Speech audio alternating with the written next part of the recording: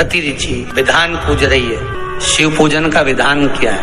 पुलस्त बाबा ने कहा, जिस दिन मन में श्रद्धा और विश्वास दोनों प्रबल हो जाए, शंकर भगवान की जैसी मर्जी पड़े वैसी पूजन कर देना। स्त्री के लिए, नारी के लिए, पुलस्त ऋषि कहते हैं भगवान को रिझाने के लिए विधान की जरूरत स्त्री को नहीं है।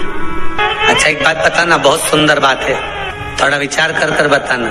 आपकी गोद में छोटा सा बच्चा है, उसने गंदगी कर दी, आप मंदिर में हैं, महाकाल दर्शन करने गए, छोटे से बच्चे ने छीछी कर दी, गंदगी कर दी, जो भी करना था उसने कर दिया, आपने उसके कपड़ा चेंज कर दिया, फिर जाओगी नहाओगी, उसके बाद दर्शन करोगी, उसके बाद जल चढ़ाओगी क्या?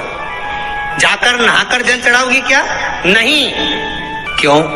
क्योंकि छोटा बच्चा अगर गंदगी भी कर देता है, छोटा बच्चा अगर कुछ कर भी देता है, तो परमात्मा ने कह रखा है इसके लिए सब माफ है। उसी तरह आप बच्चा काम, लोभ, आसक्ति, तृष्णा, वासना से दूर है, जब तक वो माया में नहीं पड़ा। हाँ, उसके बाद बड़ा हो गया और उसने गंदगी करी तो आपको फिर आप स्नान करना पड़ेगा, पर जब तक वो गोदी में है, वो कुछ भी करता है, उसका कोई दोष नहीं है। आप भी जितनी माताएं हैं, परमात्मा ने इनको कह रखा है, केवल रजस्वला धर्म के वो 7 दिन आपको शिव का स्पर्श नहीं है। शिवलिंग पर बेलपत्र चढ़ाना, जल चढ़ाना, इसका भी एक नियम होता है। शंकर जी पे शिवलिंग पर जल कहाँ चढ़ाया जाता है? सबसे पहला जल अगर शंकर जी को चढ़ाने जा रहे हो तो शंकर जी के जो चरण है, जहाँ से पानी नीचे गिरता है, उसके सीधे वाले भाग पर, अपने हाथ का सीधा भाग, वहां जल चढ़ाओ। फिर जहाँ लेफ्ट भाग है वहां जल चढ़ाओ। जहाँ शंकर भगवान का शिवलिंग रखा हुआ है, तीसरे नंबर का जल वहां चढ़ाना चाहिए। चौथे नंबर का जल भगवान शंकर के शिवलिंग पर चढ़ाना चाहिए। 5वें नंबर का जल ऊपर अगर जलाधारी लगी हो तो उसमें चढ़ाओ, नहीं हो जलाधारी तो भगवान शंकर का जहाँ नंदी बैठा है, नंदी का एक पांव ऊंचा रहता है, उस पांव के पास में जल चढ़ाना चाहिए, चरण के पास में। ऐसे 5 स्थान दिए हैं जल चढ़ाने के लिए। शिव जी का स्नान कितनी चीजों से होता है? 5 चीजों से, पंचामृत, दूध, बोलते जाओ, दही, फिर घी, शहद, फिर शक्कर। ये 5 चीजों का प्रमाण क्या है? शास्त्र कहता है दूध चढ़ाने से घर में संतान की वृद्धि होती है।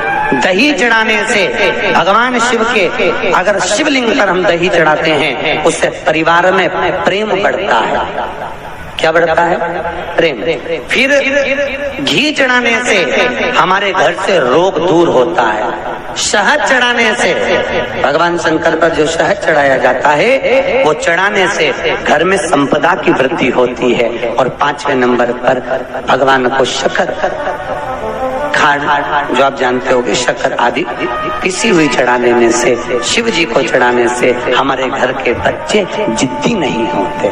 क्यों कहते हैं? जो बच्चा जिद्दपन करता हो, जो बच्चा जिद्दी रहता हो, तो क्यों कहते हैं कि अवधूतेश्वर महादेव का नाम लो और उसके हाथ में शक्कर की कटोरी देकर शंकर जी पे चढ़वा दो, बच्चा कभी जिद्दपन नहीं करता। अवधूतेश्वर महादेव का नाम लेकर सोमवार की अष्टमी के दिन चढ़ाया जाता है।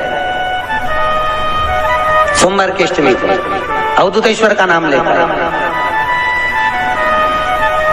क्यों कहते हैं? जो बच्चा बार बार बीमार पड़ रहा हो, बार बार सर्दी हो रही हो, बार बार बीमार पड़ रहा हो, खांसी चल रही हो, बार बार हॉस्पिटल लेकर भागना पड़ रहा हो बच्चे को, छोटा सा अगर बच्चा है, 8 साल के अंदर बच्चा है और बीमार ज्यादा पड़ रहा है, तो आटे का दिया बनाओ, 4 बत्ती रखो, उसमें तिल्ली का तेल डालो, अवधूतेश्वर महादेव का नाम लेकर बच्चे के ऊपर से 21 बार उतारो और किसी चौराहे पर ले जाकर रख दो। जिंदगी में बच्चा कभी बीमार नहीं पड़ेगा, बच्चा स्वस्थ रहे, आनंद में रहे, स्वस्थ की मूल। और वैसे भी प्रथम सुख, अरे बोलो तो, निरोगी काया। घर का प्रथम सुख निरोगी काया। व्यक्ति अगर धन की मूलता नहीं है, साहब पैसा अपनी जगह पर है, फिर निवेदन करता हूं, धन अपनी जगह पर पड़ा है। सबसे पहला है परिवार में सब स्वस्थ रहें, सर्वे भवन्तु सुखी। अगर घर में एक व्यक्ति भी बीमार पड़ा है ना, तो मन नहीं करता परिवार